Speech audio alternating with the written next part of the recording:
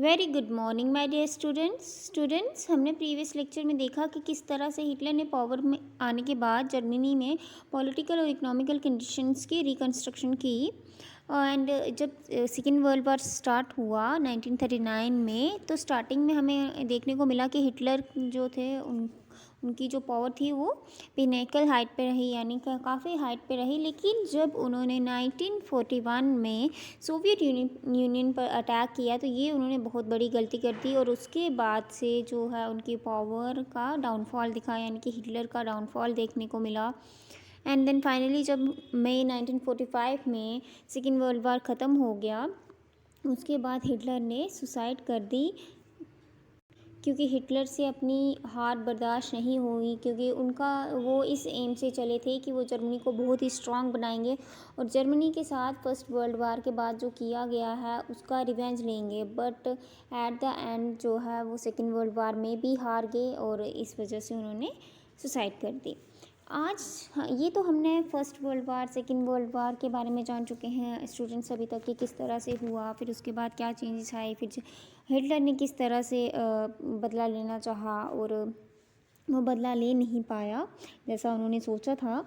तो आज हम डिस्कस करेंगे द नाज़ी वर्ल्ड व्यू। ठीक है, the Nazi world view. Students, हमने ये तो जान लिया कि नाज़ी पार्टी जो है हिटलर की पार्टी थी, ठीक है। लेकिन हमने ये डिस्कस नहीं किया अभी तक कि उनका जो वर्ल्ड को देखने का नज़रिया था वो कैसा था, उनका लोगों के प्रति क्या राय थी, वो क्या आइडियोलॉजी को फॉलो करते थे, कि लोगों के बारे में क्या सोचते थे आज के लेक्चर में बच्चों हम ये सब डिस्कस करेंगे। The crimes that Nazis committed were linked to a system of belief and a set of practices. जो भी जैसे कि हमने बैकग्राउंड में पढ़ा था जब स्टार्टिंग में कि जो नाजिस थे उन्होंने बहुत सारे क्राइम्स किए हुए थे, और उन्हीं में से जैसे हेलमट के जो फादर थे वो नाजी पार्टी के सपोर्टर थे, तो उन्हें इस बात का गिल्ट था कि अपने क्राइम्स के कारण कि अब जो है उनके साथ भी ठीक वैसा ही होगा जैसा उन्होंने दूसरों के साथ किया हुआ है। तो वो सारे क्राइम्स क्या थे उसके बारे में हम डिस्कस करेंगे आज। तो इनके जितने भी क्राइम्स थे वो बिलीफ और सेट ऑफ प्रैक्टिसेस के बेसिस पे थे। बिलीफ यानी कि इनके अलग ही तरीके, इनका अपना ही विश्वास था, एक कि लोगों को देखने का जो नज़रिया था, लोगों के प्रति जो विश्वास था, वो इनका एक अलग ही लेवल का था। Nazi ideology was synonyms with Hitler's world view. जो हिटलर का दुनिया को देखने का नज़रिया था, नाजिस का भी वही था। अब नाजिस ऑब्वियस है हिटलर के सपोर्टर थे, नाजी पार्टी के जो मेंबर थे उनको ही नाजिस कहा गया है। तो ऑब्वियस है उनका भी जो दुनिया को देखने का नज़रिया था, लोगों को देखने का नज़रिया था, वो हिटलर की तरह ही था।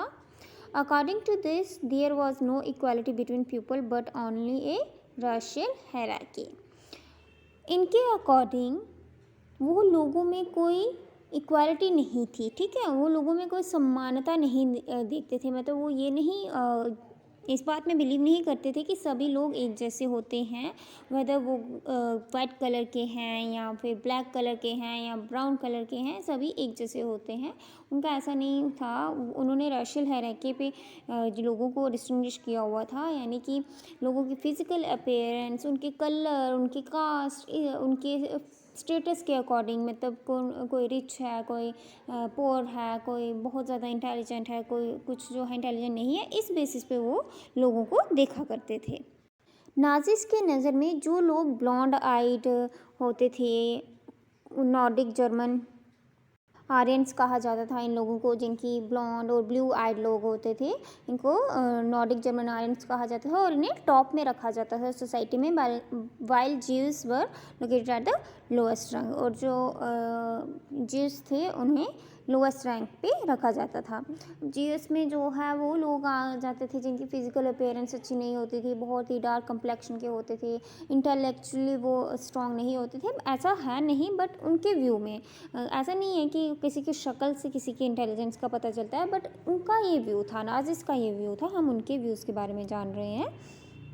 नॉर्डिक जर्मन आर्यंस कौन थे बच्चों? ये देखिए यहाँ पर बॉक्स में बताया गया है। One branch of those classified as Aryans, they lived in North European countries and had German or related origin. वो ब्रांच क्लासिक आर्यंस की ही ब्रांच के लोग थे जो कि नॉर्थ यूरोपियन कंट्रीज़ में रहते थे और जर्मन ओरिजिन था इनका, ठीक है। Then they came to be regarded as an anti race and arch enemies of the Aryans. और जो ज्यूस थे उन्हें जो है एंटी रेस का मतलब उनकी जो है उतनी फिजिकल अपीयरेंस अच्छी नहीं थी जितनी ये जर्मन आर्यंस की, नॉर्डिक जर्मन आर्यंस की थी। और जो है इन्हें एनिमीज, दुश्मन माना जाता था आर्यंस का, ज्यूस को। All other colour people were placed in between depending upon their external features. और भी बहुत से मतलब कलर कॉम्प्लेक्शन है तो वो एक तो नहीं होता, कईयों को बहुत ज़्यादा डार्क कॉम्प्लेक्शन होता है, फिर ब्राउन कलर में आ जाते हैं, बिल्कुल फेयर कलर में आ जाते हैं, मतलब इस तरह से जो है कलर कॉम्प्लेक्शन होता है। तो एक तरह से वहाँ पर लोगों को जो है उनकी फिजिकल अपीयरेंस पे डिवाइडेड किया गया था कि जो बिल्कुल हाईएस्ट पे होंगे वो नॉर्डिक जर्मन आर्यंस होंगे, लोएस्ट पे ज्यूस, और भी बहुत सारे ग्रुप्स बनाए गए थे जर्मनी में। Hitler's racism borrowed from thinkers like Charles. अब ये जो हिटलर के दिमाग में ये रासिज्म का आइडिया था, ये कहाँ से आया था?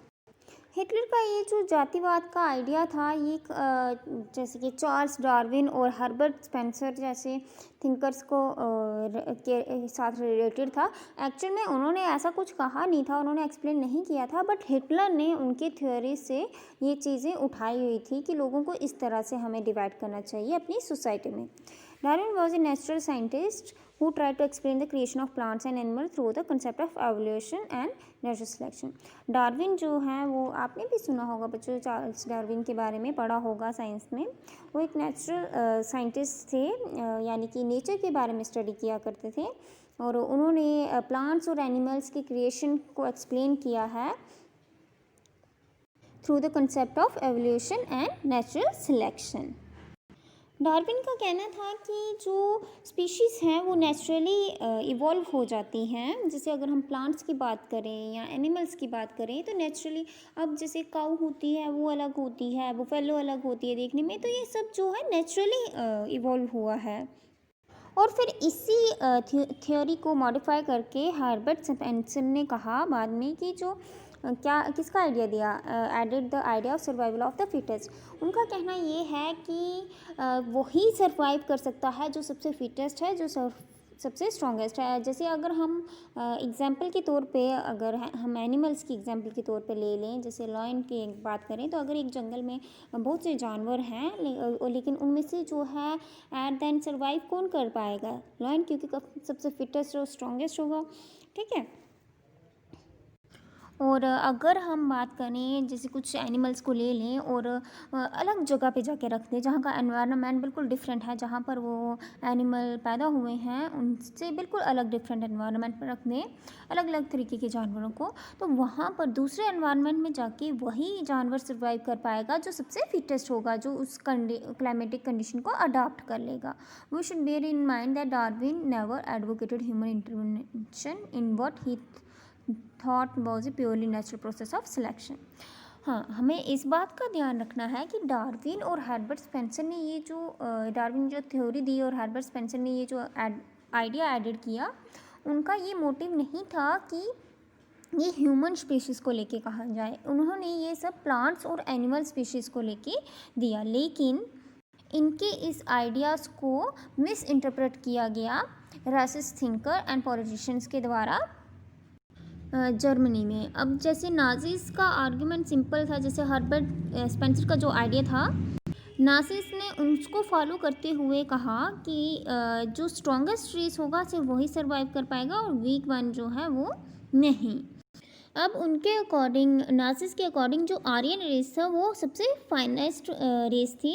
It had to retain its purity, become stronger and dominate the world. तो उनका मानना ये था कि जो आर्यंस हैं, नॉर्डिक जर्मन आर्यंस हैं, वो सबसे स्ट्रॉन्गेस्ट हैं और वो डोमिनेट कर सकते हैं वर्ल्ड को। तो इस बेसिस पे उन्होंने नॉर्डिक जर्मन आर्यंस को टॉप प्रायोरिटी दी हुई थी, ठीक है। Now the other aspect of Hitler ideology related to the geopolitical concept of Lebensraum और लिविंग स्पेस। अब हिटलर की जो है अदर एक्सपेक्ट जो की बात करें अगर हम उसकी आइडियोलॉजी की, तो वो किससे रिलेटेड करती है? Geopolitical concept लेबेंसरम। जियोपॉलिटिकल हो गया कि लाइक जियो क्या हो गया, अर्थ से रिलेटेड, और पॉलिटिकल हो गया, पॉलिटिक्स की मतलब जो लिविंग स्पेस है उसकी एक्सपेंशन होनी चाहिए। He believe that new territories had to be acquired for settlement, यानी कि अपनी कंट्री की बेटर सेटलमेंट के लिए हमें जो है न्यू टेरिटरीज़ को अटेन करना चाहिए, एक्वायर करना चाहिए, अपनी जो टेरिटरी है उसे एक्सपेंड करते जाना चाहिए। This would enhance the area of the mother country, इससे जो है हमारी मदर कंट्री होगी जो वो एक्सपेंड हो जाएगी। जैसे अगर हम बात करें, जब वर्ल्ड वार सेकेंड स्टार्ट हुई तो उन्होंने क्या किया था, पोलैंड पे, सबसे पहले पोलैंड पे आक्रमण किया था, पोलैंड पे इन्वेट किया था। तो क्यों किया था, वो इसीलिए किया था कि वो पोलैंड का जो एरिया है उसे अपने कंट्रोल में ले लेंगे और अपनी जर्मनी की टेरिटरी धीरे धीरे बढ़ाते जाएंगे। तो हिटलर का मानना था कि जितनी ज़्यादा लैंड होगी तो उतना ज़्यादा जो है हम नई लैंड पे जो है सेटलर्स यानी कुछ डेवलपमेंट कर पाएंगे, हमें रिसोर्सेज जो होंगे वो उतने ज़्यादा मिलेंगे, अपनी इंडस्ट्रीज़ जो है अच्छे से चला पाएंगे और अपनी कंट्री का डेवलपमेंट अच्छे से कर पाएंगे।